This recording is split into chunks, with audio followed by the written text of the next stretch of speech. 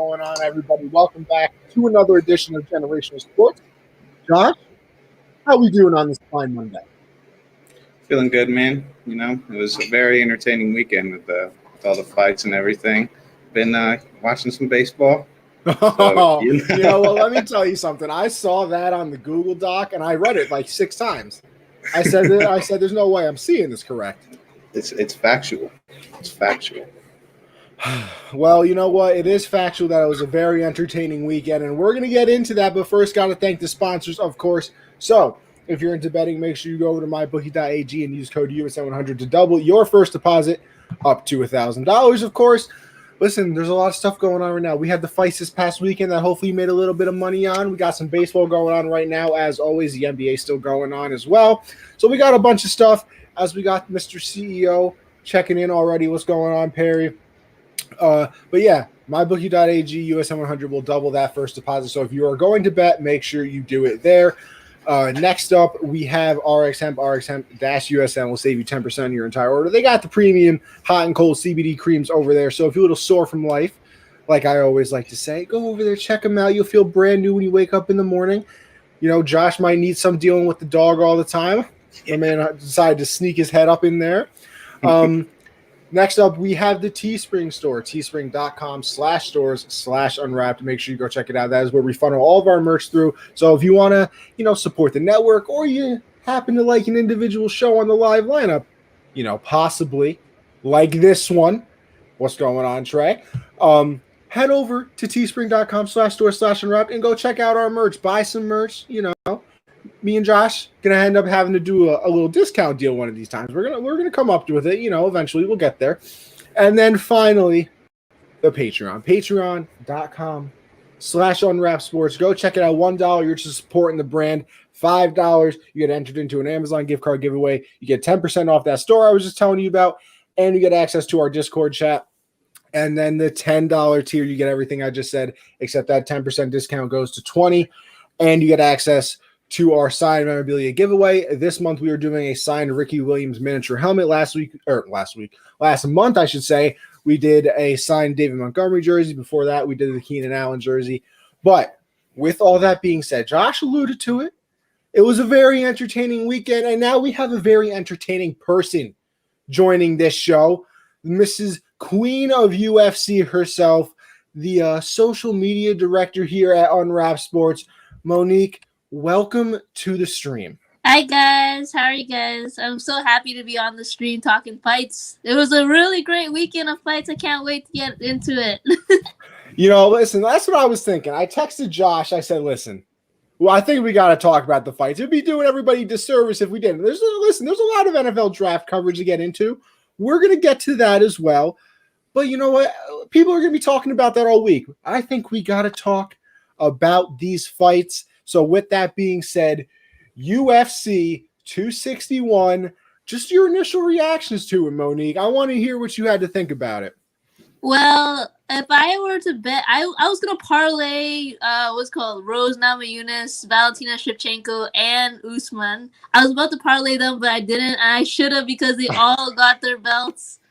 And but I just thought that it was a great card overall. I mean, obviously devastating for Chris Weidman. Obviously, that was a nasty injury. I know, right? Yeah, exactly. And if you got the same one that Anderson Silva had, the same injury that Anderson Silva had before, it was very, very identical to that. So it was kind of mind blowing for a lot of fans to see that injury for sure. And It delivered. I mean, the first card, and Anthony, your boy Tom Brady was in the stands. I saw that. I tweeted out a little picture because it was Tom Brady, Mike Evans, and then Blaine Gabbert. Well, let me tell you something. One of those things just don't belong. Yeah. Tim Tebow was behind them too. Was he really? Yeah, he was there. Yeah. I didn't even notice that. I was too distracted by my father. Yeah. But Josh, what did you think of the night? I watched like the early prelims. Like I watched basically every fight except for a couple because I was betting on them like individually. And from the start, I mean, the very first fight of the night was insane. Like they were going at it, and the crowd was crazy. it was a very entertaining weekend. Definitely all the fights. Just like the first two of the main card. I mean, Anthony Smith lands the perfect kick, like just perfectly on the back of the knee, and just makes his whole leg go numb, and the fight ends. And then right after that, we see what happens to Chris Weidman. So it was an interesting start to the main card, but it definitely paid off with the finish. I mean, those last three fights were just, it was everything. I mean, what Kamaru Usman did to Masvidal was just, it was, I didn't see it coming right there, especially because it looked pretty balanced to start, but then, I mean, just made all the liquid off his body just go evaporated. It evaporated. Yeah. That was the first time that Masvidal ever got knocked out, and he got knocked out in his home crowd too. So that was pretty major. See, I'm going to agree with Caleb here. Here's my thing. I'll be honest with you. I watched the 3 title fights. I missed everything else. I saw like a couple of the prelims, but I honestly totally forgot that it was on. And then I was flipping through channels, and I was like, oh, why is there UFC on? And then it said, 261 in the corner. I was like, God, I gotta. Oh, Caleb, Mr. Caleb at a wedding over here. Listen, I hope you weren't stealing too much, thunder from the groomsmen over there, Mr. Caleb. But those 3 title fights, and obviously, that's the funny thing too. I missed the Weidman thing. I didn't see it until the replay. I literally looked up for 1 second because I was still playing, MLB The Show. Thank you, Xbox, for finally giving me joy. And the other guy, I don't know his name. I'm sure, Monique, I'm sure you do. Uriah Hall. Yeah, and all of a sudden he was on the ground like kneeling, and I was like, damn, he knocked him out already.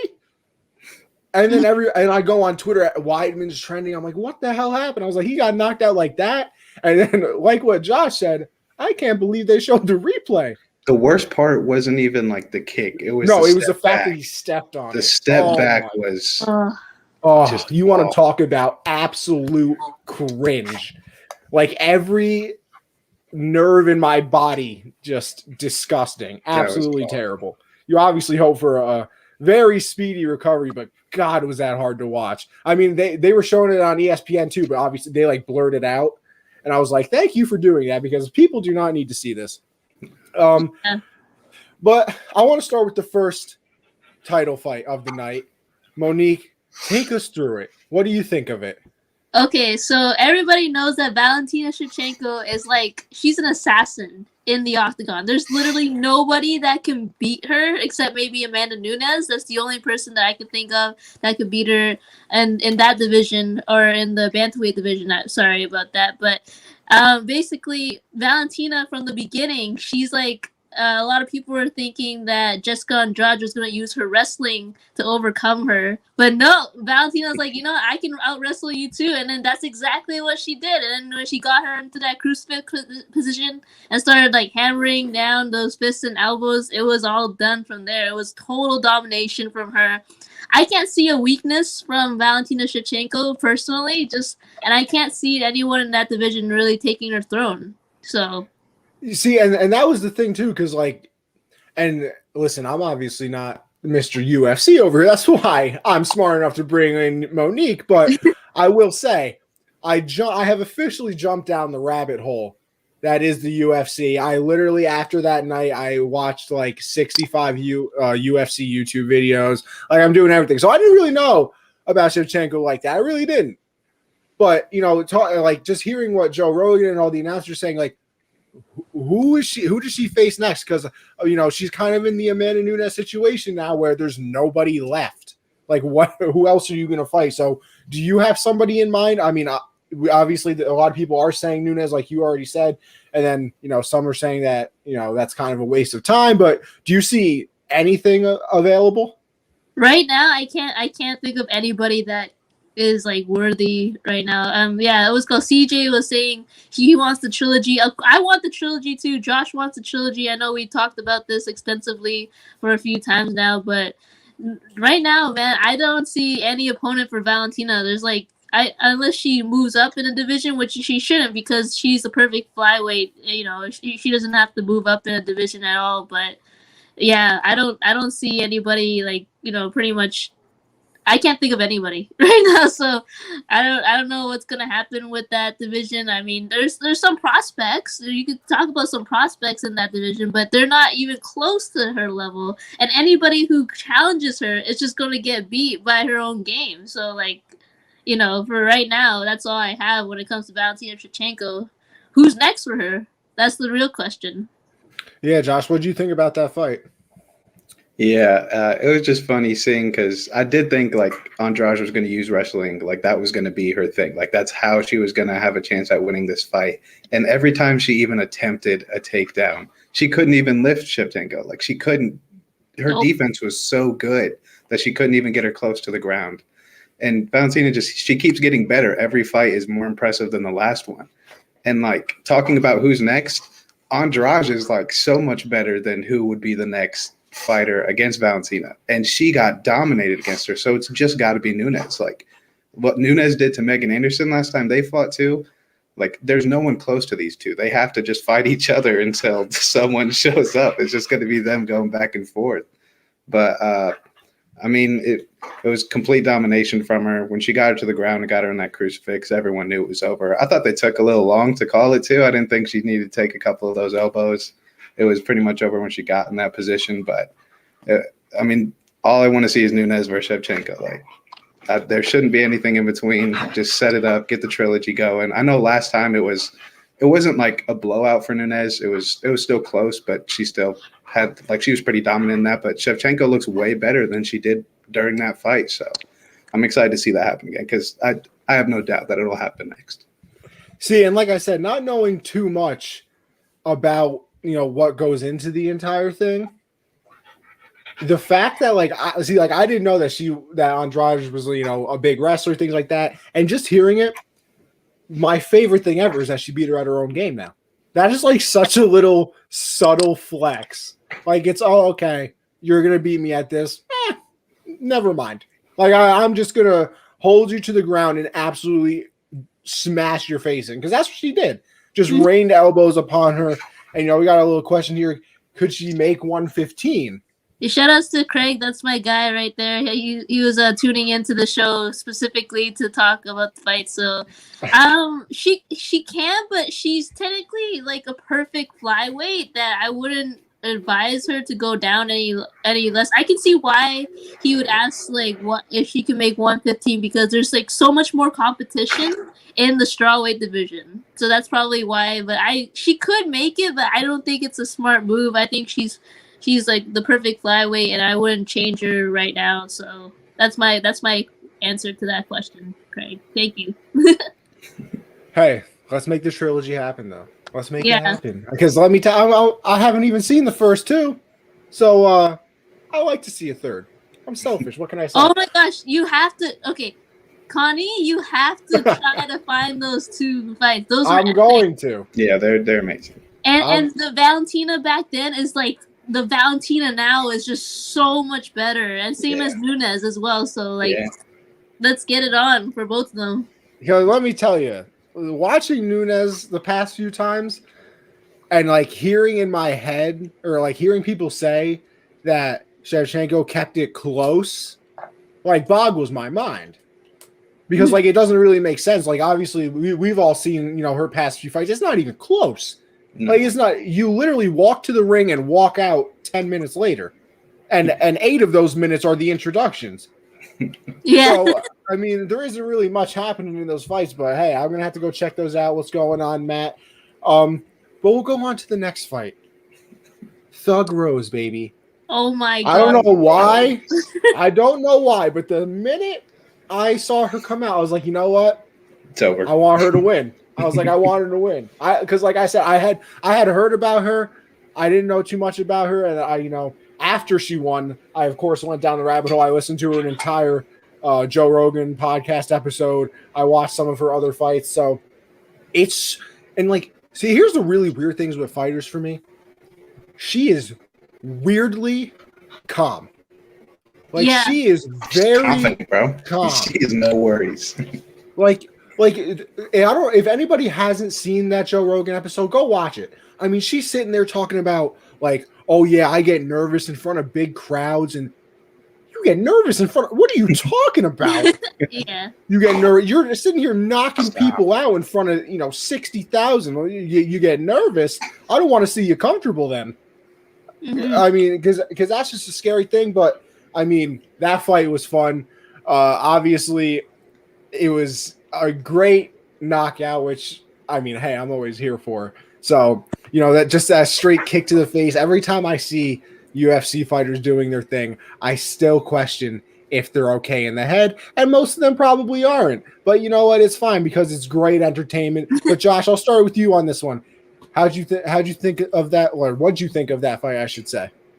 Yeah, I'm a huge Rose fan too. I was definitely rooting for her coming in this fight. I've only seen Weili fight once. Like I didn't watch too many of her fights before this. I knew she was really good, obviously super quick, but like I thought it was going to be a battle, like a war.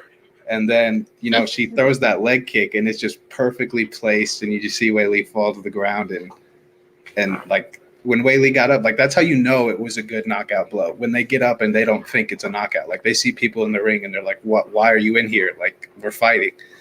And just seeing like how happy Rose was at the end too, like getting the belt back, so happy. It's just, I mean, she's one of the GOATs too. She's got to be in that conversation now too. I mean, there's a lot of fighters that are in the GOATs for the women's division, but Rose has got to be in there too. I mean.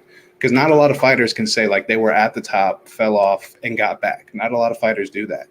And the way she did it, I mean, to just completely knock out in the first round a fighter that a lot of people think is the best fighter in the world it's very impressive. And I was hyped for that because, I mean, Thug Rose, bro, how can you not love her? It's just she's so entertaining. You got to watch her every time she fights. So I was very impressed with that because I didn't see it going that way at all. Top 5 nickname, by the way. Just want to throw that out there. But Onique, what'd you think? Okay, this fight for me, like, it was kind of bittersweet because obviously I got to root for my Asian honeys, but at the same time, like, I'm a huge Thug Rose fan as well. Like, I don't know if you guys saw, but the Thug Rose, she said some comments in the media before the fight talking about like communism and how this is like a really big motivator for her to do this fight. But she just said that afterwards she cleared up all the comments. She's saying she loves all the cultures and stuff like that. So it was all good for a second there. I was like surprised, but then at the same time, like what Josh said, a lot of people didn't know if it was an early stoppage or not in that fight, but it wasn't. It was definitely a great knockout.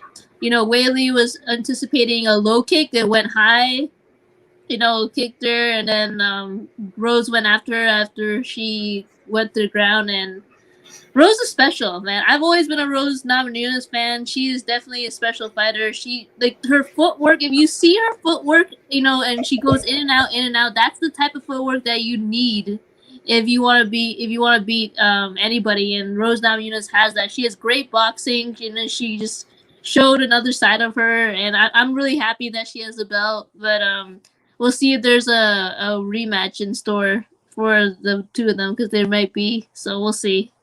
I was gonna say, is that the next step? Is it the rematch, or do you get somebody else in there? And what do you think goes on there? It's tough because the strawweight division. Okay, like, how do I say this? In football or whatever, there's always one division that's really saturated, right? And in the UFC, the strawweight division for the women's is that same division. They literally have so much competition. There's so many women in the strawweight division that you can either do a rematch or you can give it to Joanna Jędrzejczyk, who says she won it next in the belt race. So we'll see about that. Josh, you think what you think of the next little competition there? You going rematch? You give it to somebody else? I think there should be a rematch. Because I mean, even though Rose, like, there was no question about it, there wasn't an early stoppage. She won fair and square. Still, I think they should run it back because, I mean, those knockout blows in the first round don't always happen. Like, Weili's going to be she's going to be anticipating those high kicks next time. I don't think she was ready for this fight. But I'd love to see it again because I do think, like, if that fight were to go all 5 rounds, it'd be a tough call, especially if they're both at the top of their game.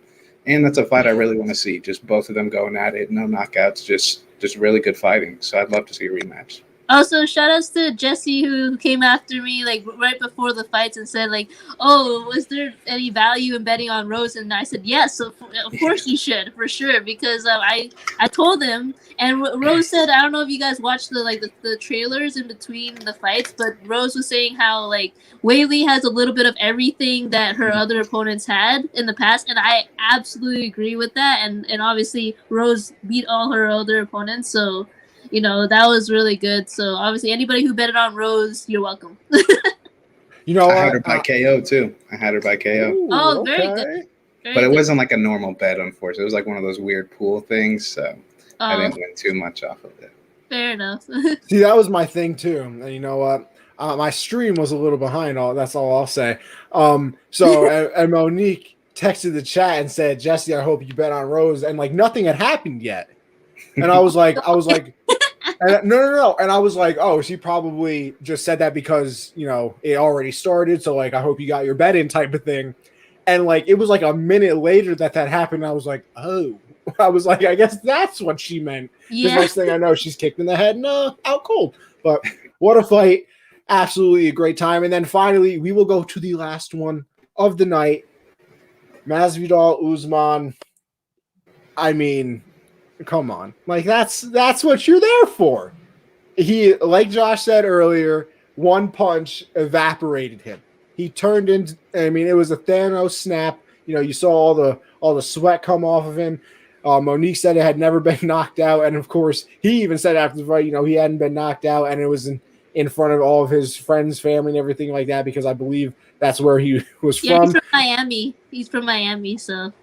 And exactly like CJ said, slept that boy. I mean, sleeping like a fat nap right there. That's the after work nap type of thing where you got no sleep.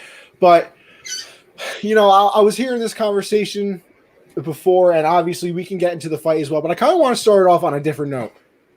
Is Usman right now? You know, Khabib retired. John Jones hasn't fought in a little bit. You can throw other people in here, but I'm hearing the thing now. Is he the best pound for pound fighter in the UFC? Oh man, I mean, he's definitely up there for sure. Like, cause like it's hard to beat Khabib because even though Khabib is retired, like just seeing his record and all that, he's definitely pound for pound the best fighter. But not right now, currently, I would say Usman is definitely up there for sure. I can't wait to see John Jones fight because that's like the determining factor in this. I need my boy back. I know, right? I know that's Anthony's boy. That's the person who got him into it. MMA. Is. He's the person that got me into MMA too. But for sure, like I think he right now, if he can be arguably the best pound for pound fighter. What's called Francis Ngannou, Stipe Miocic is up there as well for pound fighters. So you can't underestimate them as well. So yeah, you can put him up there for sure. I wouldn't say he's the best right now though, because like I think there's too many people up there, including Stipe, including Francis Ngannou, including even Khabib's record, like, you know, to really say if he's the best pound for pound. But sleeping Masvidal is a huge step up. I mean, guys, okay, you know what's the most impressive thing about this fight is that Usman is not a striker. He's a wrestler. Yeah. That's the best thing about this fight is that you can see in between strikes the inexperience that he has, and that's why he has Trevor Whitman. That's why CJ alluded to him as coach of the year, just because he's the coach for striking for Rose, and he's also the coach for striking for Usman as well. So just seeing the inexperience for Usman, and then to see him land that punch is like, and he just said his coach said like go back to the fundamentals, and that's exactly what he did, and he slept the boy, and so it's just really impressive because it's not like he slept someone who is not a great striker. Masvidal is an amazing striker. That's what he does. Striker, a veteran striker, and so that's why for me this fight was probably my favorite. And I didn't think it was going to be this entertaining just because I thought the Rose Namajunas fight and the Weili fight was going to be more entertaining than this. But no, man, was I ever wrong? For sure. So that's what I thought of the fight, though, personally. Yeah, Josh, what'd you think? No, I'm a Masvidal fan. You know, I really like him. I bet on him to win. I didn't think he was going to knock him out, though. I didn't think there was any way Usman would get knocked out.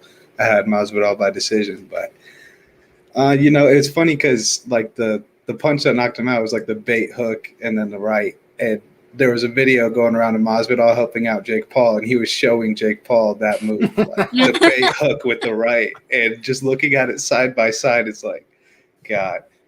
But pound for pound, Usman, it's tough for me to say like Khabib is not, because Khabib for so long has just been so dominant. Anything that came his way, retired. That's the problem, right? And even if we're taking Khabib out of that, I'd probably still say Ngannou. I mean, calm Francis Ngannou is the most dangerous man in the world. I mean, patient. Yeah, he's so dangerous. But Usman definitely has an argument for that. He has to. I mean, Gilbert Burns, I thought, has been his like toughest, just from the standpoint that he just goes all out. Like, he does not slow down. He's going to throw everything he has at you. And Usman handled him and knocked him out too. And like Monique said, seeing Usman knock someone out, it's like, whoa, because he doesn't do that. Like, that's not him. He's not a striker. But it's tough to say he's not the pound for pound. There's no wrong answer really if you're going to go with, Usman, Miocic, or anybody really. There's a lot of good people out there, but this fight, it just shows how dominant he is because, like Monique said, Masvidal's never been handled like that. He's never been treated like that in the ring. When it comes to striking, he's always had the upper hand. There was a fight against Darren Till where he was dominant. I think it's going to be Colby. Me and Monique talked about that. It is Colby. It is. Yeah. I think Dana White even said it's Colby. Yeah. So let's go. 2 Trump supporters going at it. The MAGA fight. But yeah. Josh, you remember when I devastated you because you're a Masvidal fan? I told you that he supported Trump, and you're just like, oh my God, no. Yeah. I was like, God, man, I really like this guy. Yeah. But I think, what was I saying? Oh, Trevor Whitman. I do agree with CJ on that. Coach of the year.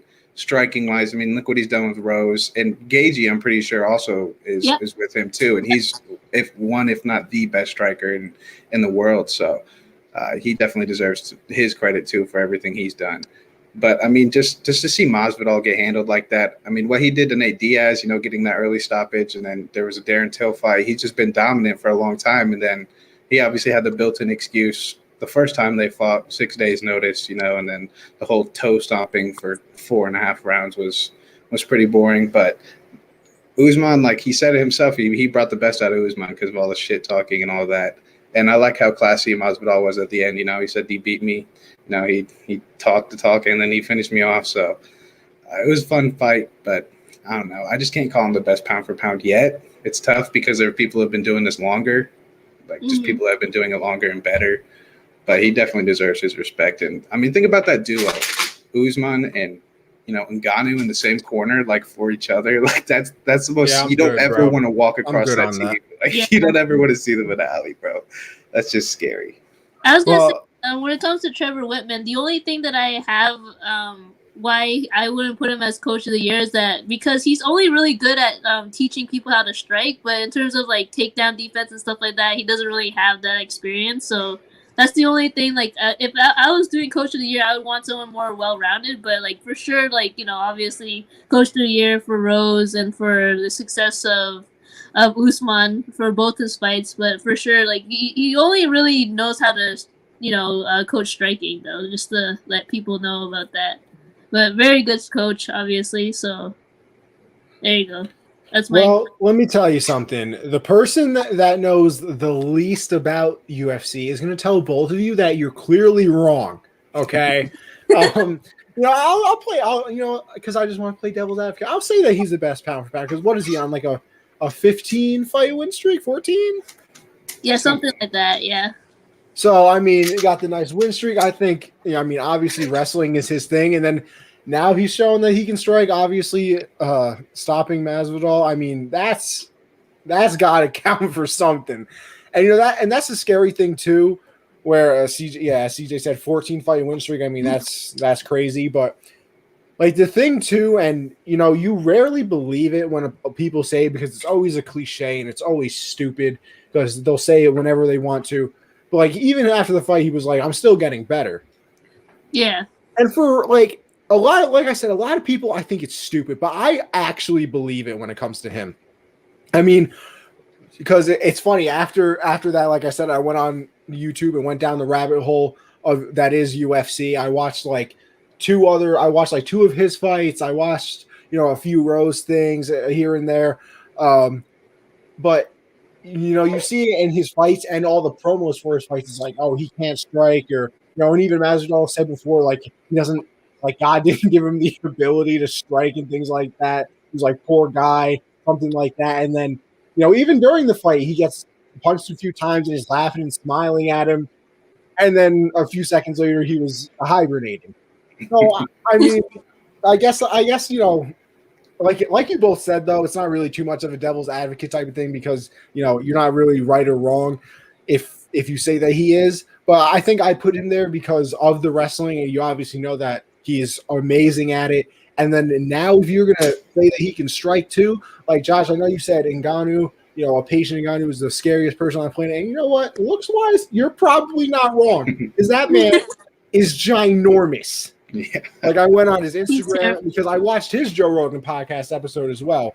Unbelievable story. Obviously, I had heard it a few times. Obviously, getting caught 7 times trying to leave Cameroon and doing all these things. I mean, and some of the things they don't even go over, like in that episode, paddling with his hands in like the ocean to try to get places and just getting beat after getting caught. And you're dropped in the middle of the freaking Sahara Desert, like. I use the Sahara Desert as a joke. Like, your phone's a little dry. You say, it's like the Sahara Desert over here. This man was actually getting dropped in the Sahara Desert. So, you might be right that he's the scariest man, but I'm going to tell you something.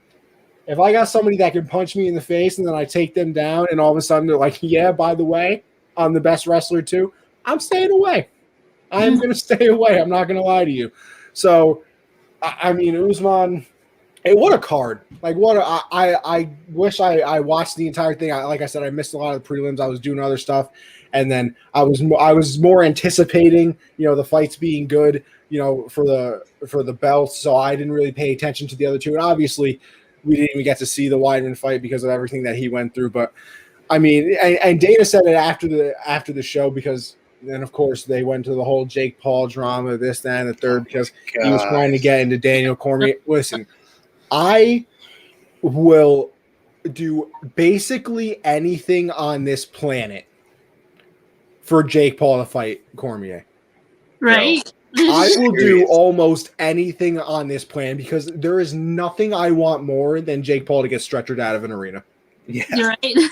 It has to be one of the most. And listen, they say it all the time. Marketing genius. I mean, like Conor McGregor level genius marketing. The shit talk, the back and forth, this, that. Like, you're doing a great job, but I need him to be humbled. I mean, the Ben Askren thing. We've only seen him throwing over thing. He looked like, that's everybody's uncle at the barbecue. That's like retired already. Yeah. Nate Robinson's like 5'2". Like, come on, basketball player, man. Yeah, a 5'2" basketball player. Like, really? This is what we're going on? So, I know we got... But getting back to what I was saying, and Dana was like, this is what I do. He was like, we put on good shows. And, like, the UFC is kind of amazing also for the simple fact that the pandemic obviously messed everything up. And they were kind of like the sport that made it through. They obviously put on shows that went on through it. Obviously, they didn't have people in the stands and everything like that. But I mean, I don't know if it resonated with you guys either. But like, how big of a difference is it now that there was like 30,000 or however many people? So huge. It's so much better now, isn't it? I get into arguments with people sometimes like, oh, I don't think the fans affect the game that much. Like, it's just noise and that. That's not true. It definitely. That's what I'm saying. That's what I'm trying to say. No, I mean, watching like Usman's last fight against Gilbert Burns, like I was really hyped for that one. And like every time it comes down to the last fight, like you'll hear like Joe Rogan or DC be like, I'm nervous.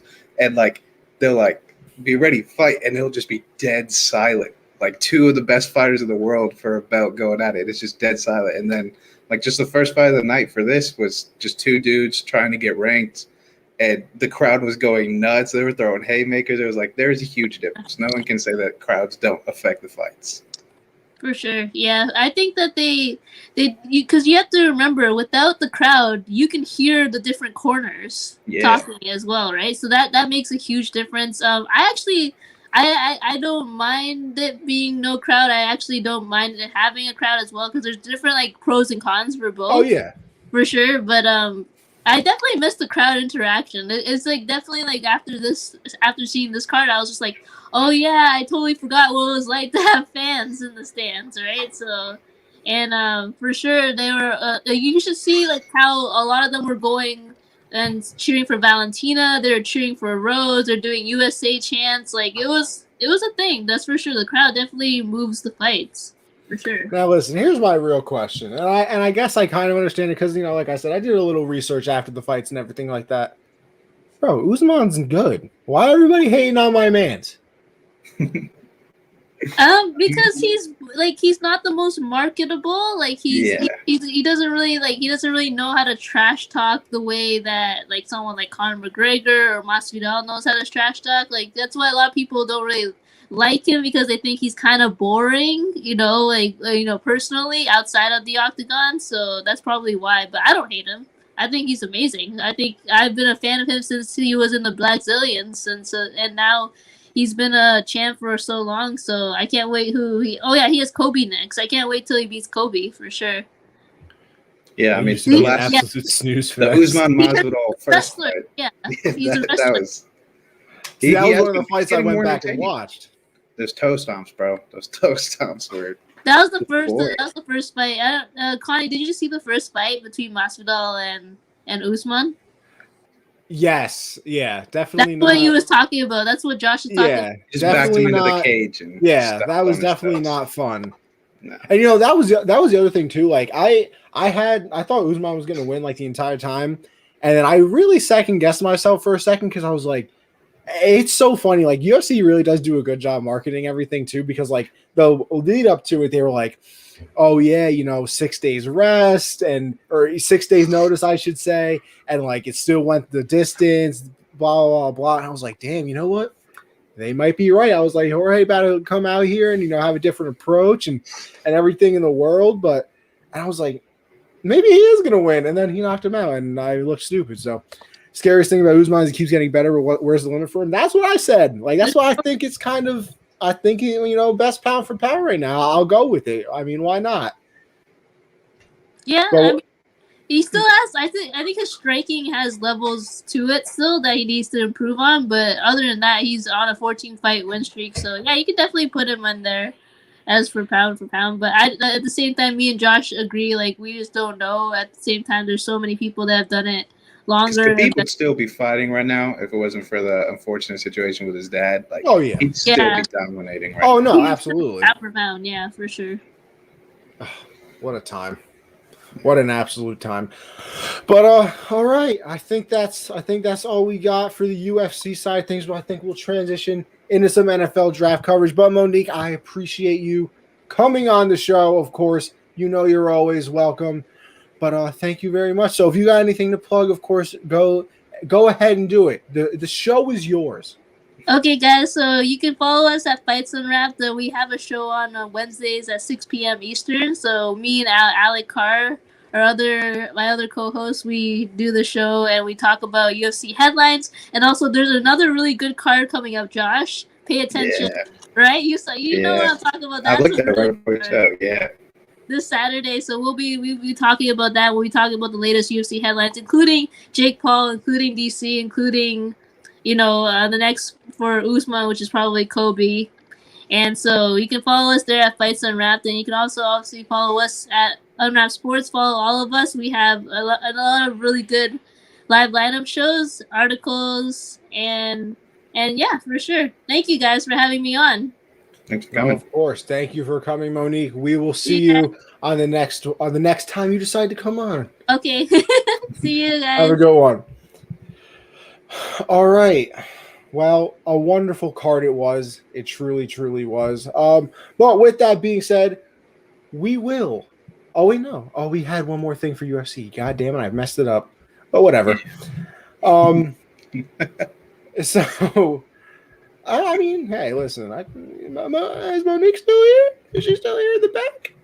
Monique, you want to come back on real quick? Give me a little thumbs up in the camera. You want to come back on? See, this is why I'm Monique's a here. professional. I'm here. This is why Monique's a professional. And I'm not. I kind of forgot that we had one more thing.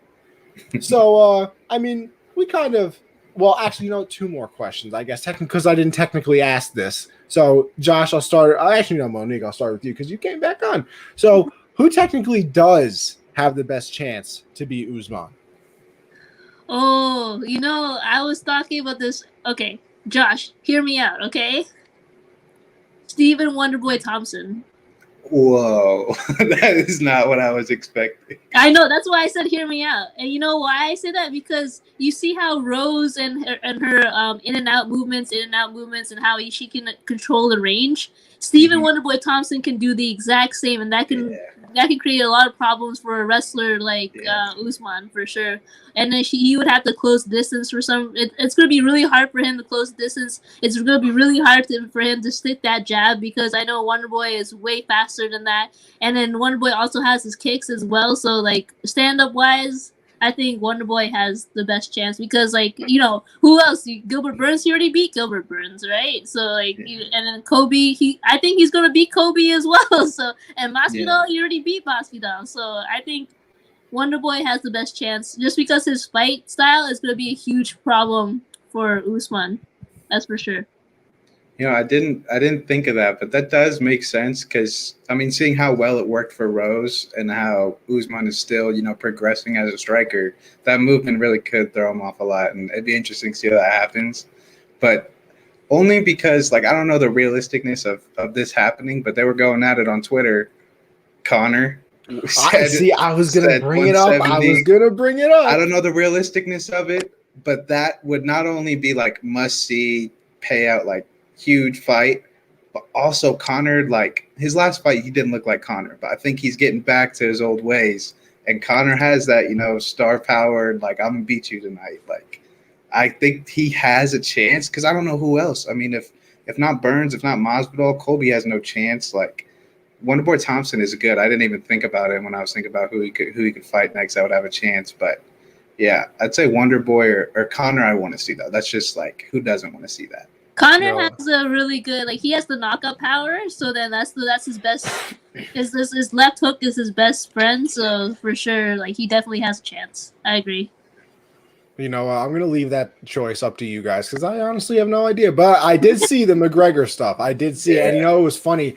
There was a TikTok of comparing Usman and McGregor, their promos and things, because obviously Connor was saying oh, you're copying me inside and outside the ring, and he literally Usman literally says the exact same things, word for word, exact same thing. So you know what, Connor says a lot of stuff. If you're gonna copy anyone for promos, Connor's you're right. The guy. You're right. You are right.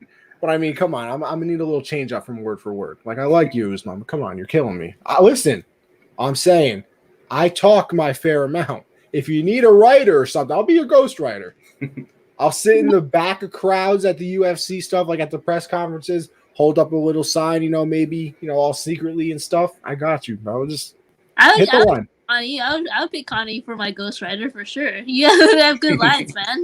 See, that's what I'm trying to tell you. I'm going Christian. You know what? That's not bad either. Yeah. That's not bad. No, both of you are not bad. That's not a bad pick either. But you brought up McGregor, and we got McGregor Poirier 3. Who's gonna win this one, Monique? The rubber match. I'm not too sure because I'm not really thinking about this fight that much, and even though it's only 2 months away from us, I'm always betting Connor. Always when it comes to that, I know Dustin Poirier, obviously caught him, slept him, really great job last fight. But Connor was supposed to win that fight. It was just those stupid leg kicks that he didn't anticipate, and that's what the problem was when it came to Connor for the last fight. Like Josh said, he didn't look like himself. He looked poised, he looked more mature, and he looks like he's focused and stuff like that. But he definitely didn't look like himself fight wise, and so I definitely have Connor winning this fight for sure, and hopefully we'll see another knockout. But Dustin Poirier is very tough to knock out. But if anyone could do it, it'd be Conor McGregor. Yeah, I'm definitely rolling with Connor too. Last fight, he just, I mean, when he got into the ring right before the fight started, he just looked nervous. Like he didn't look like he was ready to go in there and do what Connor does. And we saw what Dustin did to him, and obviously takes nothing away from Dustin. Like he's an amazing fighter. He knocked out Connor, which isn't an easy thing to do. But I think Connor's just going to come into this fight with a different mentality. Like I think he obviously wants revenge, but he's been posting videos talking. He said fuck the whole roster. Like he's not playing games. I think he's going to come in prepared and ready to fight. So I'm definitely taking Connor in this one. See, I'm along the same lines. Because, I watched that last fight as well. Because, listen, when Connor's on, I'm watching. I don't care if he's fighting, Josh. So bet me. Yeah. Bet Josh. I bet I would. I'd bet you to lose We're in naked the first 10 seconds. First 10 seconds. Nah. Yeah, how much they got to pay you? I know this doesn't. I'm going to switch up the person, and I'll switch it up for Monique too. Josh, Francis and Ngannou, how much they paying you to get in the ring, bro? They have to pay for my children's and their children's college funds and all that because I'm not going to survive. But I'll take it if they're going to just, support my family for the rest of the time. I'll go in there. All right, take a one Monique, death punch. How much you need for Amanda? Yeah, I agree for sure. Like grandkids, grandkids, because I'm going. Like I'm not surviving that. Word to Drake. We're talking millions right here. And it would be a huge thing because, like, for women's to get paid in the millions is huge. So for sure, it would have to be the millions for sure to support my kids, my grandkids coming up, and then if I ever even have that, if I survive the day of life, and I need a belt. I need a belt after me. Right? You need the BMF belt. Yeah, like the JL belt or something. I don't know. Yo, Josh. Speaking of belts, I didn't see you out there in the Great Josh fight of 2021. I couldn't make it. Monique, I don't know if you were aware, everybody named Josh was supposed to meet up at a park and have a fight to the death to determine who gets to keep the name. I didn't see Josh out there. It was like 5 states away from me, so I just couldn't find the time. You should have got to walking. Well, it was rigged anyway. A freaking 6-year-old one, bro. It's rigged. Hey, if you guys were fighting, I should be the referee. I would knock Josh out in a round. Yeah, okay. I'll get my Joshes on your ass, bro. Yeah, right. Listen, there's probably more Anthony's than Josh's. Oh, really? Because I haven't seen you guys have an organized fight with pool. You want to know why? Because we're civiled men. Oh, because you guys just don't like each other. You guys are all. Well, yeah. assholes. Listen, exactly. I already bring the fear into people. We just don't like each other that much. We can't even be in the same room. But anyway, I'll go back to Connor. Listen, I'll bet him because here's my thing too. Like when you make that much money that Connor has, through promos. I mean, he got his alcohol now. Like he's made a ton of money. And like I feel like in the fight world, when you reach a certain point of making that much money, you're like, you know what? Why am I getting punched in the face to do anything anymore? But he came back, did that fight, whatever, and gets knocked out. But I think he comes into it with a different, factor now of I don't want to get embarrassed again type of thing. Where the last one was like, all right, I'm just here because I agreed to it. Like I think this one, he's actually going to put the effort in. Everybody said it. I mean, just, Joe Rogan, everything like that. Like, he just didn't look prepared. Like, he just didn't look like, the Conor that we saw, have the 2 belts and everything like that. So, I guess I bet him in this one because, well, first of all, I think I would anyway because he's entertaining. So, but I hope that – I really do hope that he comes back and, like, with his A game, though, and it's not just, like, another thing to do because – I'm going to call it right now. I'm going to call second round knockout. Okay. Second round. Okay. Calling it very early. I think it goes split decision, Connor. No, I don't think it'll go to decision when it comes to Connor or Dustin Poirier. So I'm gonna say second round TKO. Oh, okay. Listen, when I win, I'll have bragging rights. It's fine. All of us lose. Watch Dustin Poirier win. Yeah, Dustin Poirier first round knockout, 10 seconds into the fight. And watch all of us be like, oh yeah, okay. I guess things do happen sometimes. Yeah. All right, but this time I didn't mess up. That is all the UFC things we had in store for this episode. So once again, Monique, thank you for coming on the show and then coming back on the show. So make sure everybody goes follows her on Twitter. Make sure everybody goes follow. Oh my gosh, I can't speak. Follows Unwrapped. You listen, Josh. I do a lot of talking on this show. I got to backpack it, you know. So sometimes I make mistakes. But follow Unwrapped Fights, everything that Monique does. But once again, thank you for coming on the show. No problem, guys. See you guys. Have a good one. All right, now.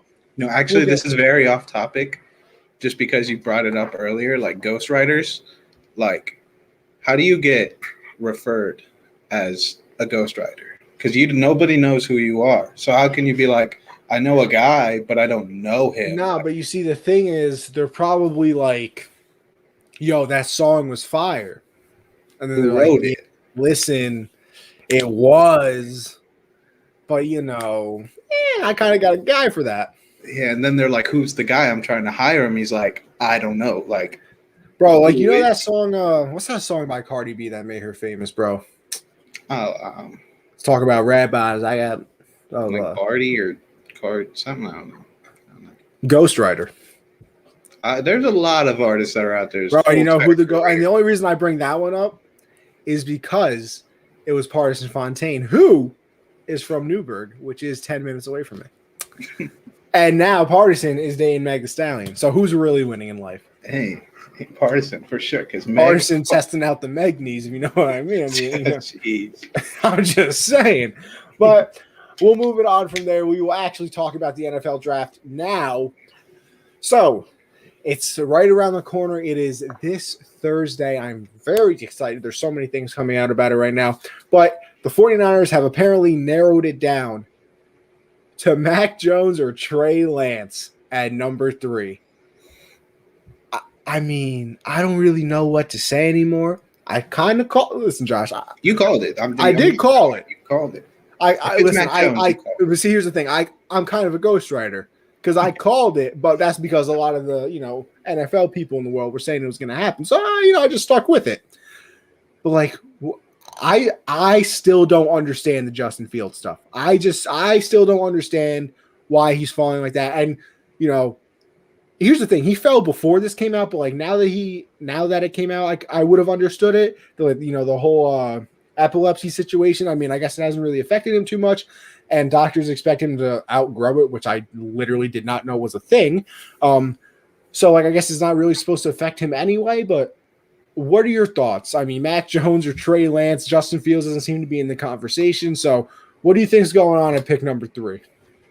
I don't get how you can watch like Trevor Lawrence's film, Zach Wilson's film, Fields, Mac Jones, and Lance and be like, yeah, Justin Fields is the worst player out of all 5 of these guys. Trevor Lawrence and him went to battle in the semifinals in the playoffs this year. Justin Fields threw for 400 yards and 6 touchdowns.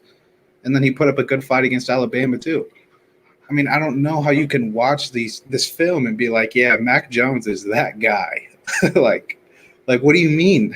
He's done it for 1 year. And what quarterback history does Alabama have of success? It's just not there.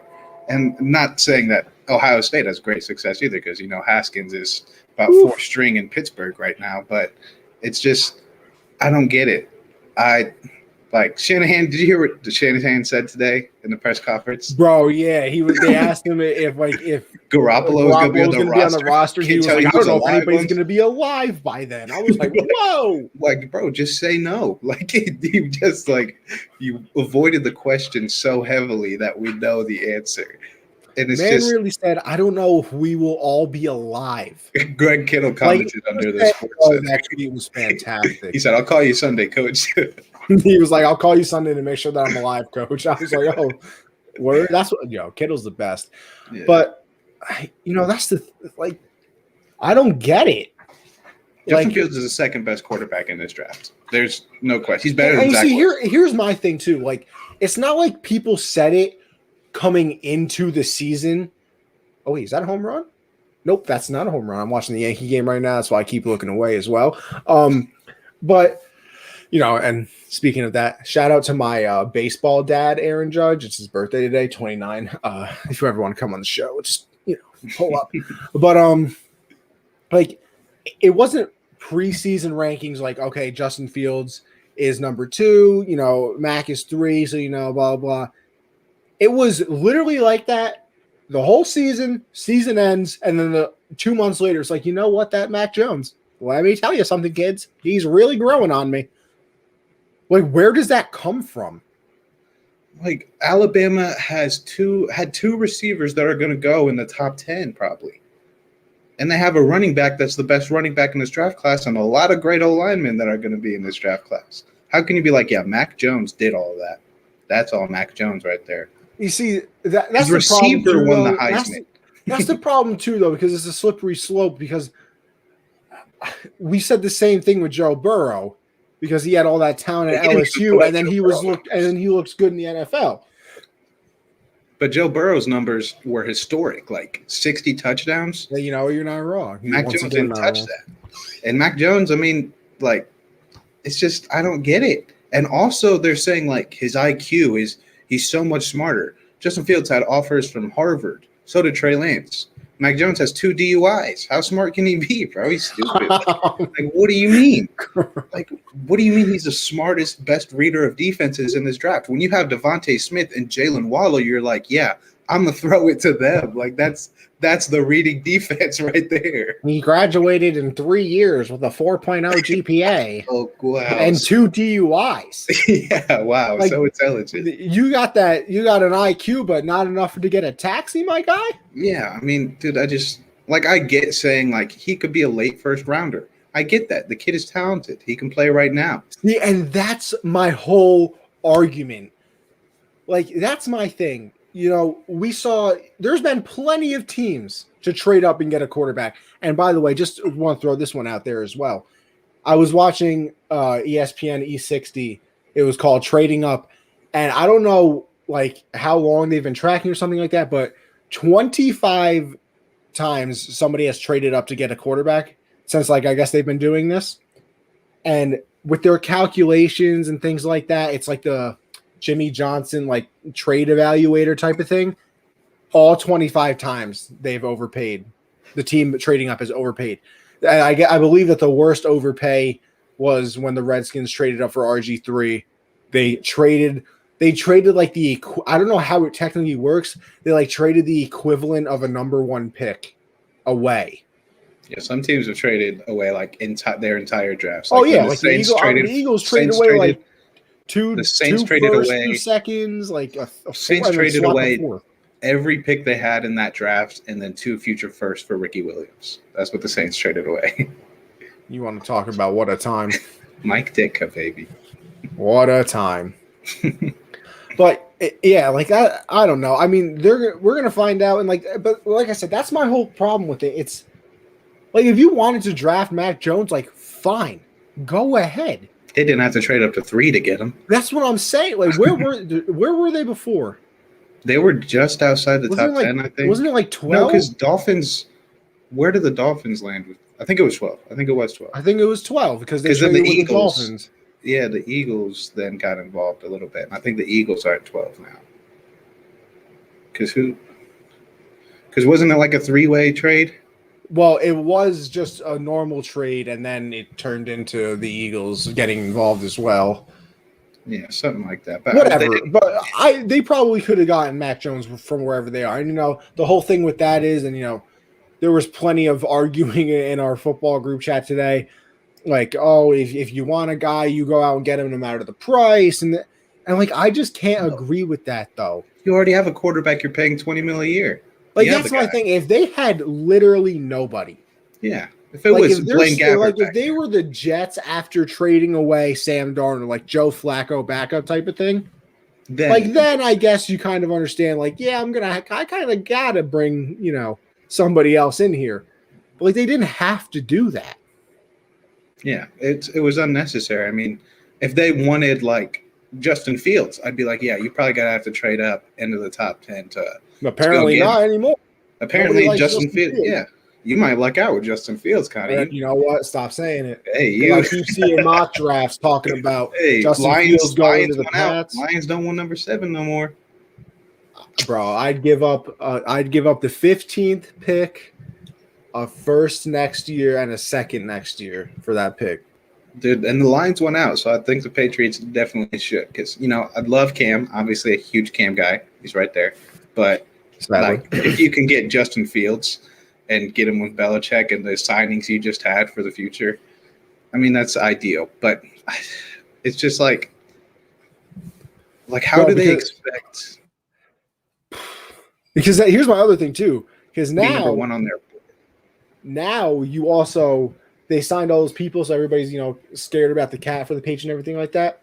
But you can have all those people when you're on a rookie contract. Yeah, and that sets up the Pats for at least the next 4 years.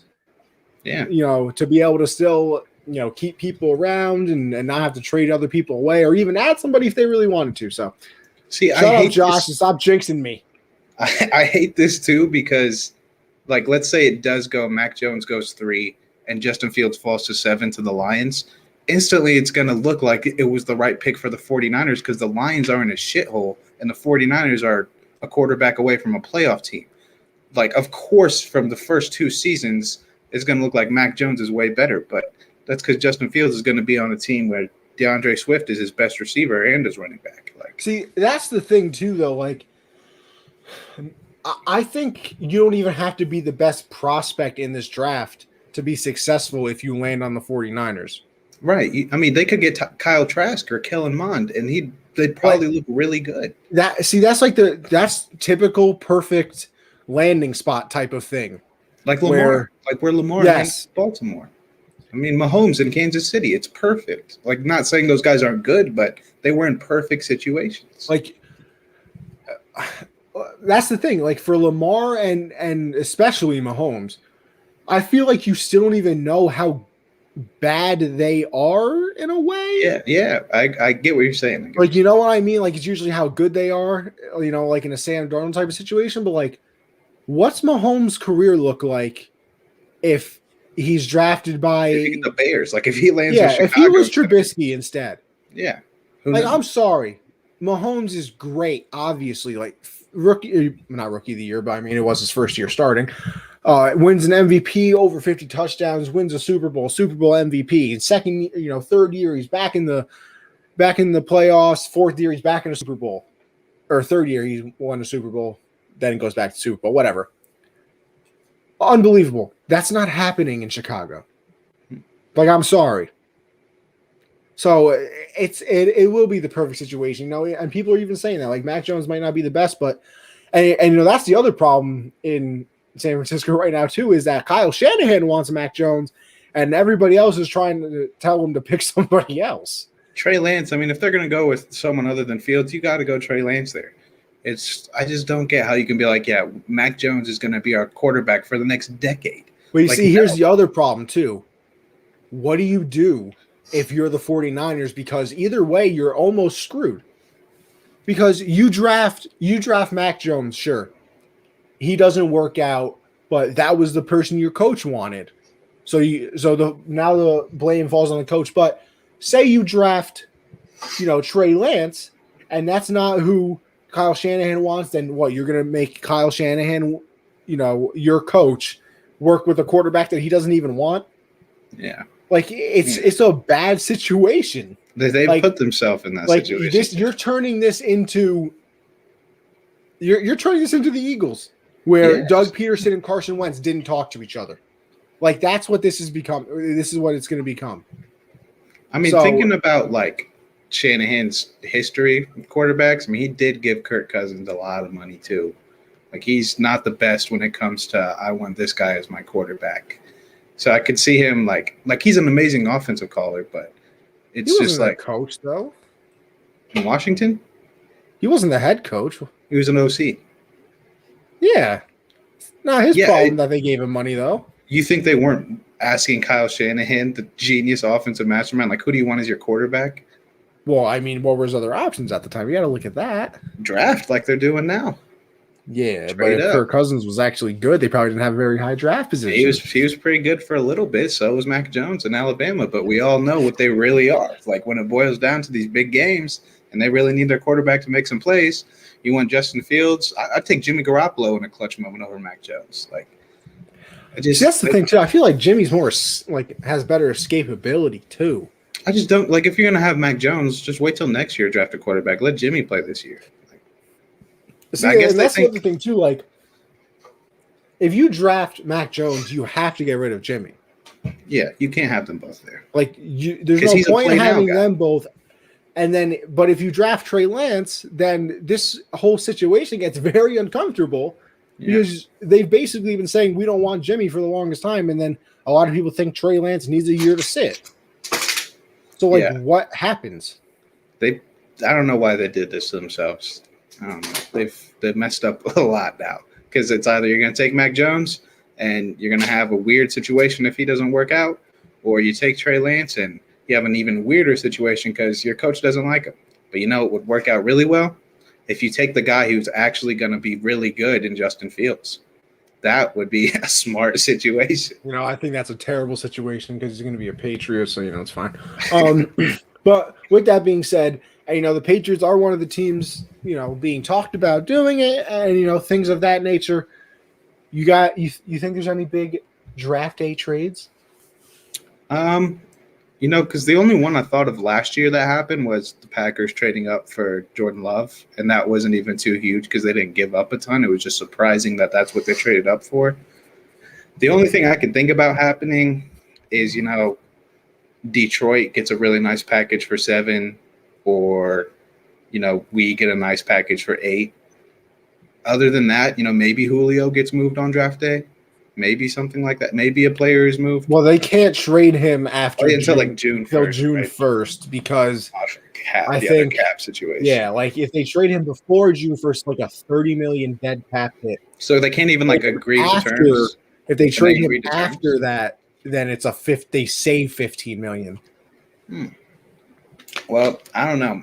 I feel like something's got to happen just because outside of the Dolphins trade, which was huge, there hasn't been a lot of movement in this draft. So I think something could happen. I expect it to be 7 or 8 with the Lions or us. That's the only spots I can see, or you guys moving up or something. I don't know. I hope there is because, draft day trades are awesome because then it's like, what the hell did they do that for? Like when the Packers traded up, I was like, oh, shoot, they want a receiver, and then they take a quarterback. The draft can't get here soon enough. And listen, for everybody out there, me and CJ doing, a nice little live round 1 coverage, nice little special hard count episode. So it's open invite, to all of our USN fam out there. All you viewers, make sure you tune in. I was going to say, Josh, you better be there. I'm going to be a little disappointed if you're not. Stick around for the whole draft. You can just pop in for your team and, we'll see what's going on. We will see what's going on. But, I don't know for trades. It's always a weird situation. Never really know what anybody's going to do. Besides the Patriots trading back in drafts, I don't really ever know what's going to happen. That seems like that's always what they do. I don't know, because now all of a sudden, the day before, everybody said they wanted to trade up, and then now there were reports that they were going to trade down again, and I don't know. So I can see Detroit moving. I wouldn't be shocked. I would be a little, surprised, I guess you could say, if Atlanta moved back, but I've heard some, swirling rumors about that as well. So it can be interesting to see, what everybody's going to end up doing. But with that being said, Josh, you put this in here. So I wonder what your answer is to this. The worst draft class of all time? I was looking through them, because I wrote that down before I really looked at the draft classes. And, it's tough for there to be, a really bad draft class because there's so many rounds and, players will develop later. But the ones that I found that were pretty bad, 2009, the top 3 players out of it, Matt Stafford, LaShawn McCoy, and Clay Matthews. You think about that as an entire draft class, those are the 3 best. That's not that good. And then the other one, 2015, Amari Cooper, Darren Waller, and Marcus Peters. And Brandon Sheriff, too. But those are shitty Darren Waller wasn't relevant until 2 years ago. Yeah, came out of nowhere. So, I don't know how is it possible to have draft classes that are bad like that. Like, there's got to be guys that, because like I was looking through like all the picks, and everyone's like there were only like Clay Matthews had the most Pro Bowls, like those three guys did. It's just I expected to see, because I was going back in the '90s and I couldn't use those because I didn't know who most of those guys were, but like when I got to the 2000s, like there were some really nice draft classes. I was like, dang, I expected there to be some like really crappy ones. I mean, I think it's hard to have a bad draft class. Like individual teams can, yeah, like individual, like you can have bad draft picks. Obviously, I mean, you go back to that draft with Dion and everybody like that, and like I think it was the second pick that the Packers had, and they drafted that lineman who turned out to be absolutely terrible. I can't remember his name. Then. I mean, you look at any Browns draft pick that was a quarterback, so you can look at those as well. But, you know, it's hard to have a whole bad class. But I mean, even those ones you said, if those are the best players out of the whole class, I mean, don't get me wrong. I believe in Matt Stafford more than a lot of other people, but I don't know if I want Matt Stafford being the headliner on any draft class. So that one might be a little tough. And then, you know, we kind of alluded to it before, but there are some rumors. Free Julio. My movement has begun. Please free Julio. Like, listen, I know. I just don't get it. I feel like he should always have like 20 touchdowns a year. And, I mean, he's had his injury problems, things like that, but I feel like he's just never used in the right way. I mean, even like, you know, in fantasy things like that, you know, being selfish, like I feel like you always draft him and then he doesn't produce like the way you thought he should for somebody who's as good as Julio Jones. Surefire Hall of Famer already, but I think he averages like 98 yards a game, which is the most all time.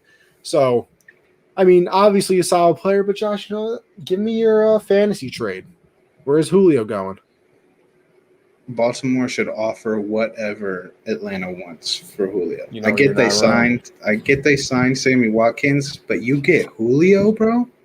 You get Julio, Sammy Watkins, go take a seat, bro. Bro, I would give him a bag of peanuts and tell him to shut the hell up. Yeah, I mean, they should be giving up whatever they can to go get him. And along with them, Green Bay, you would have the best wide receiver duo in the history of the NFL. Like Devontae Adams and Julio Jones with Aaron Rodgers throwing on the ball. Then you take Julio in fantasy. That's when you take Julio. That's when you go and get him. It's just, I just think these teams that are like so good everywhere except a weak receiving core should be throwing everything they can, being on the phone 24/7 with Atlanta, because Julio's a once-in-a-generation player, and he's still really good. It's not like he's out of his prime and can't play anymore. He's still Julio. Like, he's still top 3 in the NFL. So I think those two teams are where I really want to see him end up. See, I got two totally different teams. And one of them, all right, this is my one where I think it makes some sense. The 49ers. Like, I think that they have a good receiving core, but I also think that it's because they're all like twos. Yeah, I think, like, you know, Ayuk is there and Deebo Samuel. Yeah, Deebo Samuel. Like, I think they're all very good twos.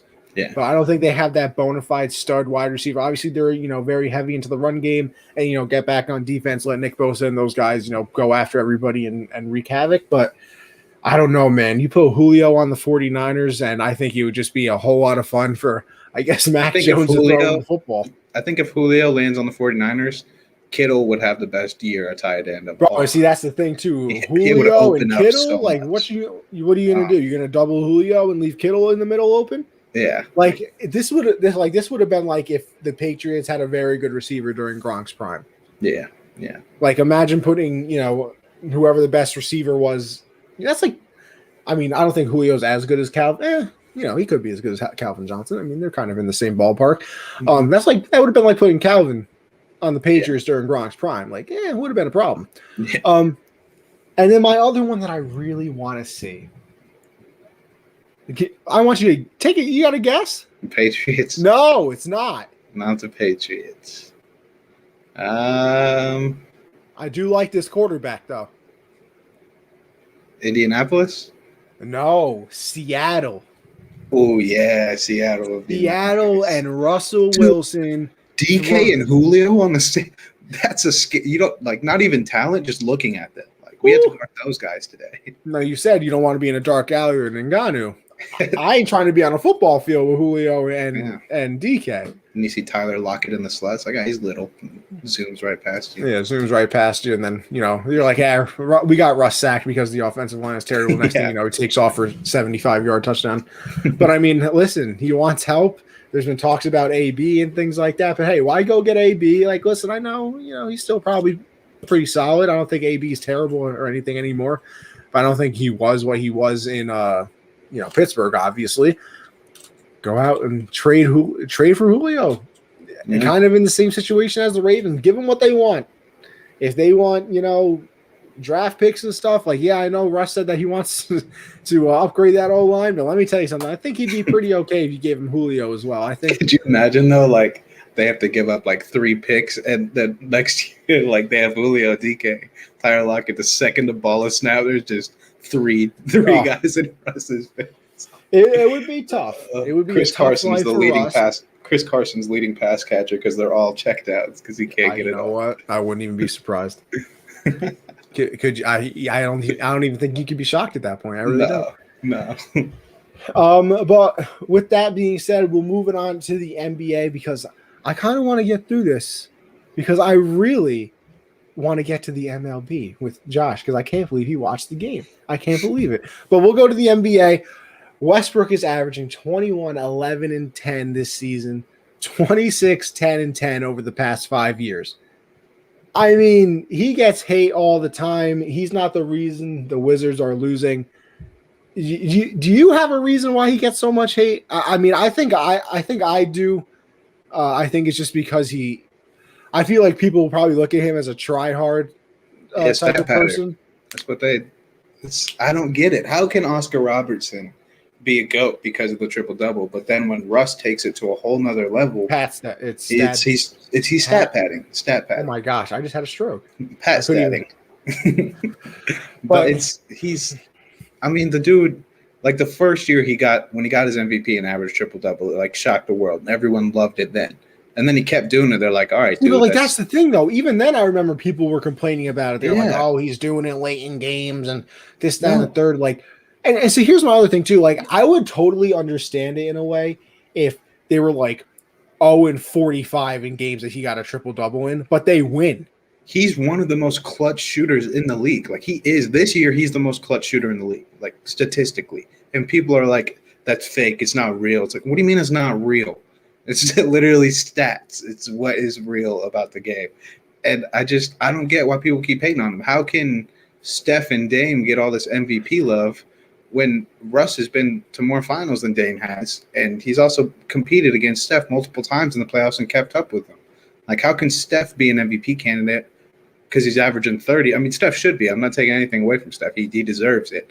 But I'm saying if like Steph's 86 threes in the month of April. That is insane, dude. That's just insane. But if he's up there, then Russ has got to be up there too because Bradley Beal is not Bradley Beal this year. He's not been looking like that, and the rest of the team is awful. And Russ is keeping them in games. And people that think he's stat padding, watch the games, bro. He just plays hard as fuck. Like that's bro. Here's my thing too, though. You want to play them in a no. What's that shit called now? Playing game. You want to play the Wizards in a playing game? I'm good, bro. I'm real good. Nah. Miss me with that. Miss me with Russ in a must-win game. Yeah, miss me with that, bro. But I don't get it. He should definitely be an All-NBA player this year. I don't care about the numbers. I mean, I don't care about the record and the fact that the Wizards suck because that's not on him. Just like it wasn't on Bradley Beal last year. So I think it's just stupid. They got to start giving him more respect because that's the best player in our franchise's history, and he deserves his respect. I don't know. He is. I still give it to KD. No. Now, listen, I know he stayed with us a little bit longer, but he snaked us, bro. We can't have a snake as our best player. I know, but he's just too good, bro. No, it's Brody. It's the Brody. I don't hate it. Don't get me wrong. I definitely don't. But I'm just saying. Technically, it's Nick Collison. He's the Thunder guy. All right. With that being said, we're going to move 20 on years, from that bro. one. 20 years. Yeah, 20 years of bench play doing nothing. Hey, great leader. Great leader. Speaking of, actually, I was going to try to transition it, but it didn't really make any sense. Maybe I could. Maybe they'll both have 20-year careers, but who will win their MVP first? Bam. See, I did it anyway. Hey. Luka or Zion? Zion for sure, because Actually, no, not for sure. I think Zion will win it first, just because I don't think Luka by himself is ever going to be able to get the Mavs to a top 3 seed. Not with that roster they have right now.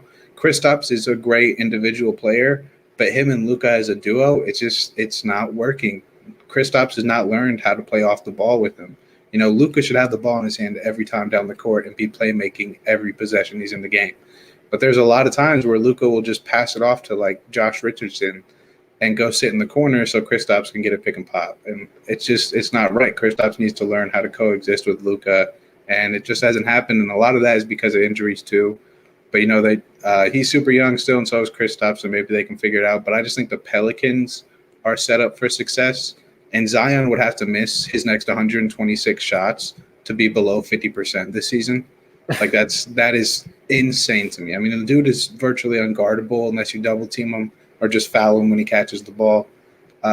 He's averaging 27 and 10 this year, and this is only he hasn't even played an 82-game season yet, and he's putting up all-star numbers. He was an all-star. I think Zion will get there because the Pelicans will be better, and I think, you know, Bleacher Report's really going to help his MVP case with all the highlights they're going to post of him. So. See, that was my thing too. Like, honestly, like, I don't care what anybody says. I think skill-wise, if I was building a team right now, I'd still pick Luka over Zion. Yeah. Because I think he can do more, obviously, with like the playmaking situation, passing. I think he's probably still a better shooter as well. But I think that the media is just going to force Zion down everybody's throat to the point where they're going to give him an MVP, and we're just going to have to deal with it in a way. So I would go with Zion just because I think they want that story to be there, because they want to build up the next LeBron. They want, you know, somebody to be there for when LeBron retires, and, you know, everybody's going to be scared that the NBA is going to fall apart. So they're going to build up Zion. And I honestly think by like his 4th year, we're going to have Zion fatigue already, because, you know, I think a lot of people have LeBron fatigue already, where it's, you know, like I do, where he posts a video of him doing one dunk because, you know, it's year 17.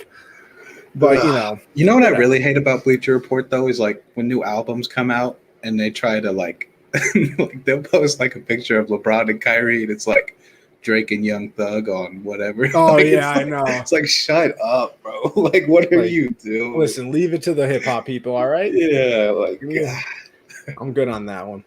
But, you know, hey, listen, you want to talk about something good? The Knicks are back. And listen, being in New York, I should be a lot happier, but I'm not a Knicks fan, so I really don't care.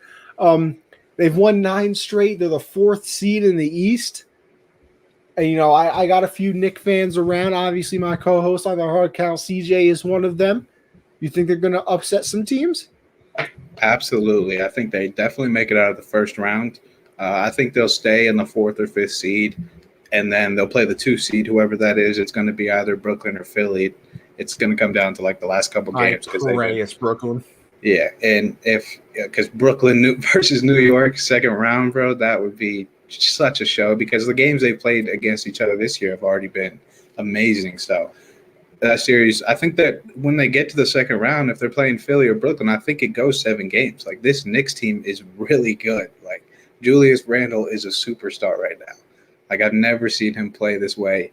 Dude is shooting threes like he's Steph. He's got that confidence right now. It's insane. So I definitely think they get past the first round, because it's either going to be like Atlanta or Boston that they have to play in the first round. And I just don't think those teams have been as consistent as the Knicks this year. But I think they're going to put up a fight in the 2nd round. You know, they could have a Cinderella story, make a run, just because, like, it's the Knicks, bro. Like, you're in the playoffs. You're the Knicks. Like, this hasn't happened in so long, and no one saw it coming. So, bro, you know what their over-under was for the season? What? I think it was 24. That's insane, bro. And now they're the 4th seed, like 9 straight. I want them to go all the way to I want them in the finals, bro. I love these Cinderella stories. So, but I definitely think underdog. How cute.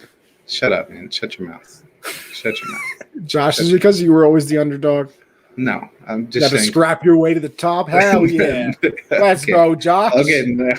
What do? You making fun of me, or are you actually complimenting me? Nah, you know, if the shoe fits, you can choose. Get out of my face. But I do think that they get to the 2nd round, and I think if it's against Philly, I don't see an upset because I think Joel's going to probably average 35 and 15 in that series. But against Brooklyn, those games are going to be like take the over in that series. Take the over, bro. Sweep. No, not a sweep. Definitely Gentlemen's not a sweep. at best. Nah. Gentlemen's at best. No, bro. Listen, I give the Knicks first round probably a win because I think the East is just god awful. But, bro, second round after that. Listen, like you said, they're playing the Sixers. Telling you, bro. They're playing the Sixers or the Nets. Just telling you, Harden is out for the rest of the season. Their big three has only played 7 games together. I know. That's 7 games. 7 games, man. I don't care. You know what? A similar situation. Who was it? Oh yeah, the Clippers. Listen, bro. Ring a bell. Well, let me tell you something. You taking the chemistry of Paul George and Kawhi, or KD, Kyrie, and Harden? I'm just saying, man. History tends to repeat itself. Listen, two of them have played in a lot of games. So what's adding one more? You know. I don't know, man. These injuries are not good because it's not a fake injury with Harden. Like that's real. Like he's really having problems with that hand. So. It's just a hammy. Rub some, RX hemp on. It'll be brand new. I don't know how good Blake Griffin's going to be handling Julius Randle either. Yeah, well, I don't know how good the Knicks are going to be having to score 200. They're really good at that. Man. They're really good. When the Knicks and Nets have played this year, it's come down to the wire, bro. It has. No, it has. But listen, until somebody beats the Nets 4 out of 7 times, I'm picking the Nets. Like I can't do it. And am I going to be proven wrong? There is a great possibility. I really could be. But like I said, until it happens, it's kind of like prime Tyson, bro. Until somebody knocks him out or beats him, I'm picking against him. I don't care what the odds are. Kind of like Jake Paul, man. It's kind of like Jake Paul. Yeah. All right. See, I'm moving on once again. See what you're making me do? See what you're making me do out here? Unbelievable. 3K. See that celebration he did? No, I didn't. Let me tell you, by the way, worst fight show ever.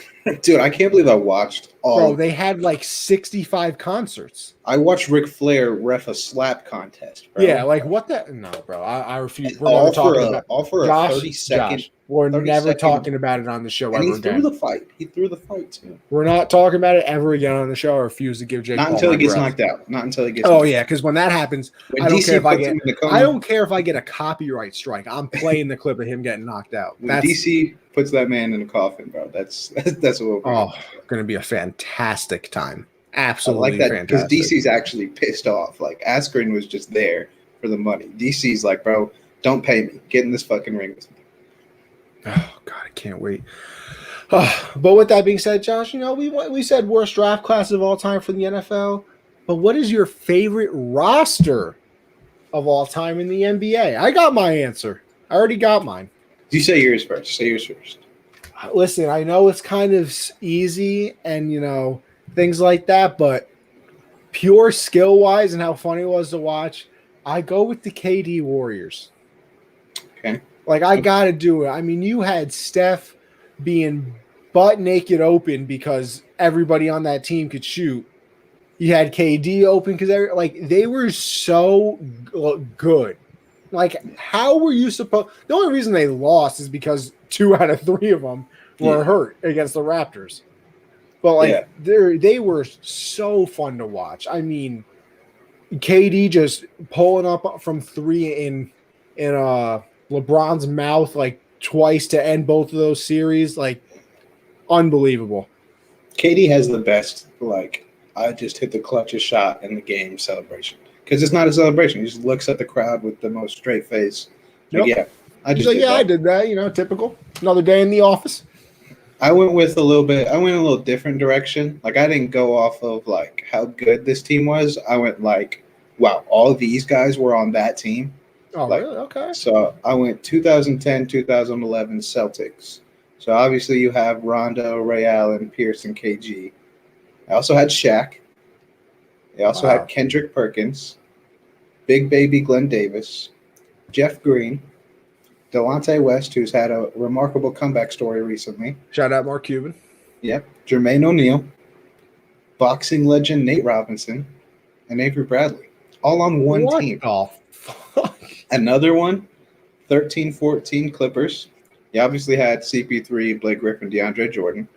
They also had Jamal Crawford, J.J. Redick, Matt Barnes, Darren Collinson, Jared Dudley, Danny Granger, Big Baby Glenn Davis again, Steven Jackson, Antoine Jameson, and Hito Turkoglu.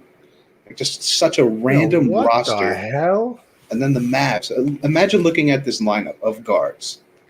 Rondo, J.J. Barea, Jameer Nelson, Raymond Felton, Monte Ellis, and Devin Harris. Like so many guards. And then you have Dirk, Tyson Chandler, Richard Jefferson, Jay Crowd, Amari Stoudemire is on that. Amari. Like, bro, just looking at some of these rosters was so fun. Like, just how are all these guys? Chandler Parsons was on that team too. Like, Rob, one of the most highest paid players of all time. Like, just crazy how all these, like the Shaq, like the Nate Robinson Shaq, like Big Baby, all in the Celtics. Like, it's just so fun to see rosters like that. Those are not bad. Those are not bad. I didn't think about it in the way you did. I give you props on that one. That's a interesting couple of teams right there. But you know what? Now let's get to my most anticipated part of the show. Josh, why did you watch the last 3 innings of Padres Dodgers? Let me know what you thought about it. I need everything. Well, listen, I was just chilling, I was just bored. It's like, I might bet on something. So I look at the games. I'm looking through, my sports book, and I see the Dodgers and Padres, because I looked earlier, and the Dodgers were up like 7-1, and then I see it's tied 7-7. I'm like, you know what? I've been loving baseball lately because MLB The Show, and so I was like, I'll put a little bet on it. I turn it on, and I'm watching it, and I'm like, all right, I'm not bored yet. I'm like, who was up? I can't remember who was up. It was somebody for Dodgers was up. And then, he struck out or fouled out or something. I don't know. But then Mookie Betts came up. I was like, oh, okay, I've heard of this guy. I know this guy. I was like, let's see what he's got. And he just swung at everything. I was like, oh, well, that was pretty entertaining because, I kind of get it now because I'm playing MLB The Show. I'm like, all right, I kind of get the pitches a little bit. And I also learned, a 1-2 count, bro. Apparently a slider is a waste of a pitch. I don't know. There are waste pitches out there. An 0-2, 1-2 count. You're ahead in the count, so you throw a little junk out there, see if they swing at something outside of the zone. Yeah, and so I'm watching it. Unfortunately, I didn't get to see the Padres big comeback, but watching those last 2 innings, I wasn't bored. I was not bored. And then right after that, I go on YouTube and I start watching MLB videos. I didn't watch highlights of games right now or anything. I watched a Bartolo Colon compilation. Oh, I watched some. Of course. I watched some players hit by pitches compilations. I'm getting slowly into it. Baby steps. Yeah, listen, but I did watch it. I did watch. I was able to put something on the dock that wasn't just Connie.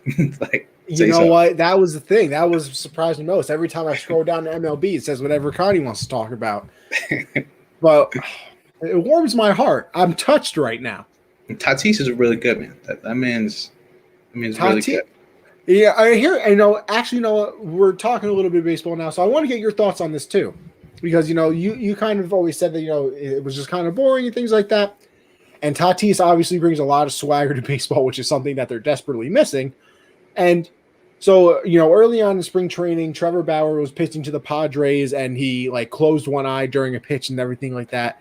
So not yesterday, but the day before, Bauer was pitching against the Padres, obviously in the regular season.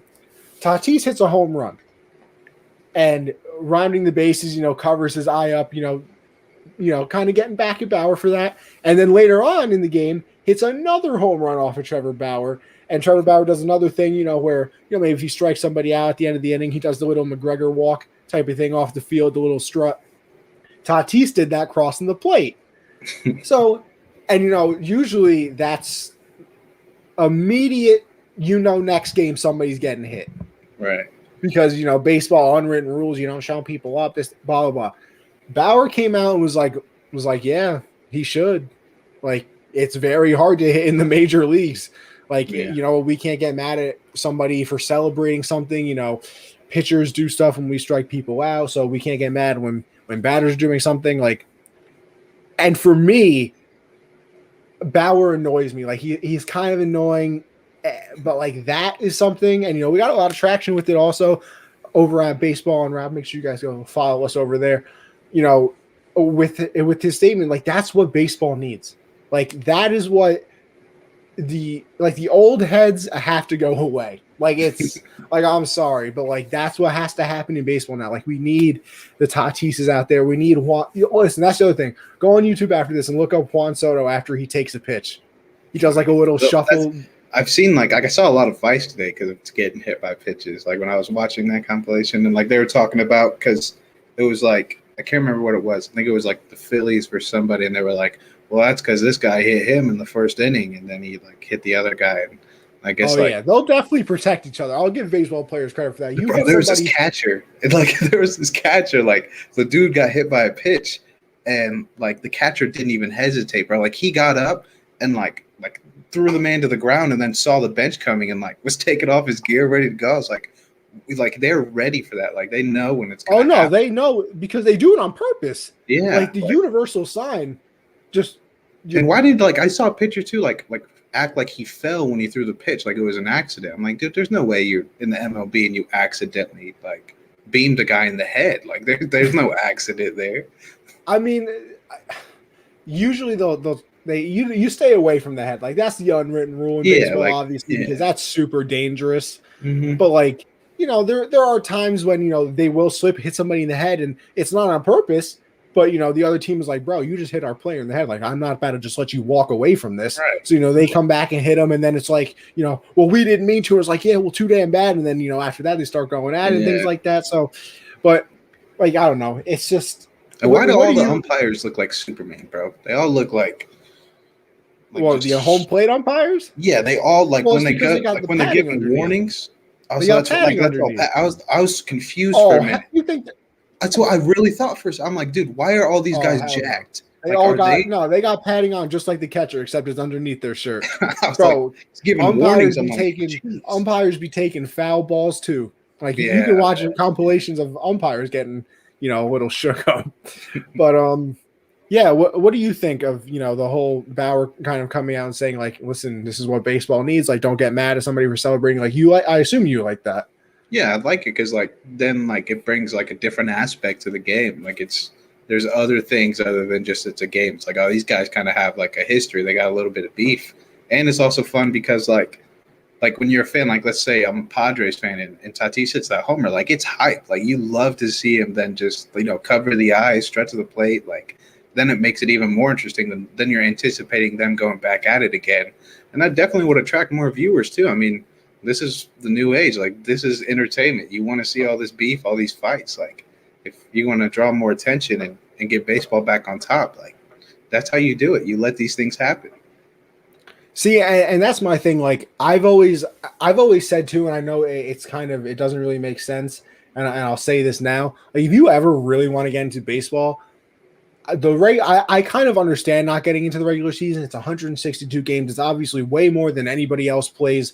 There's a lot going on during that. But postseason baseball is unbelievable because even postseason baseball, that's where kind of the unwritten rules thing goes away because you're obviously not going to hit somebody on purpose and risk getting suspended in the middle of the playoffs. That's just stupid. So during that time, that's where the Jose Bautista bat flip came from. That's where, you watch, obviously I watch all the Yankee highlights and things like that. They'll hit a home run and they'll go around the bases screaming and fist pumping and everything like that. The unwritten rules just kind of go away. And that's, if you could bring that energy to, the regular season, it would be so much more entertaining for everybody involved.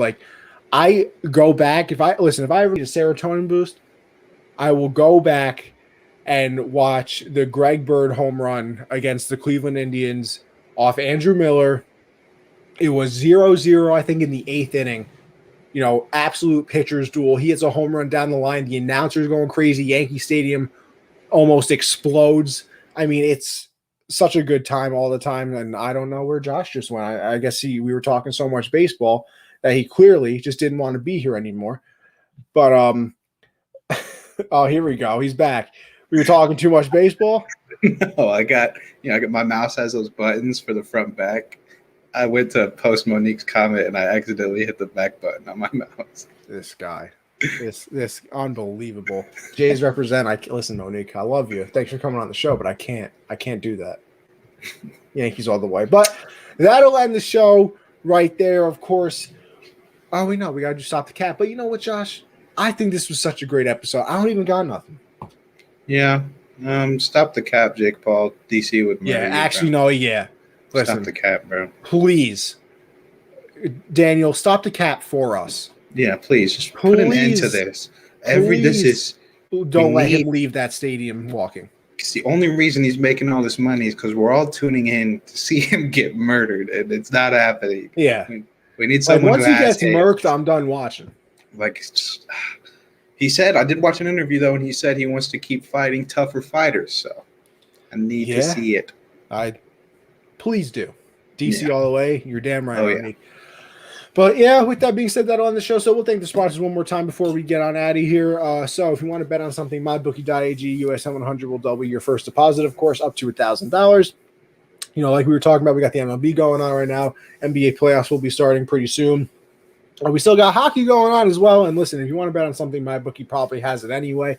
So make sure you go and check that out. Next up, we have RX Hemp. RX Hemp-USN will save you 10% on your order. They got the premium hot and cold CBD creams over there. So if you're a little sore from life, as I always like to say, go over there, check some of it out, get some, and you will feel brand new when you wake up in the morning. We have the Teespring shop as well, teespring.com/stores/unwrapped. Go check us out over there. That's where we funnel all of our merch through. You know, the network has its merch. Each individual show on the live lineup has its merch as well. So make sure you go and check that out. We greatly appreciate it. And then finally, the Patreon, patreon.com/unwrappedsports. $1, you're supporting the squad. $5, you get access to our Discord chat. You get 10% off the store I was just telling you about. And you also get entered into an Amazon gift card giveaway. And then that final $10 tier, you get everything I just said, except that 10% discount goes to $20. And you get entered into our signed memorabilia jersey or signed memorabilia giveaway each month. This month is a Ricky Williams signed a miniature helmet. We gave away a David Montgomery jersey. We gave away a Keenan Allen jersey. So make sure you go and check that out. But with that being said, Monique, thank you for coming on the show. Obviously, Josh, what do you got for everybody before we dip on out? Yeah, follow me on Twitter at Jolin_4. Make sure you guys go subscribe to the YouTube channel and tune in next Monday, 7 p.m. Eastern. Yes, sir. As for me, you know, Generational Sports every Monday, 7, like Josh just said.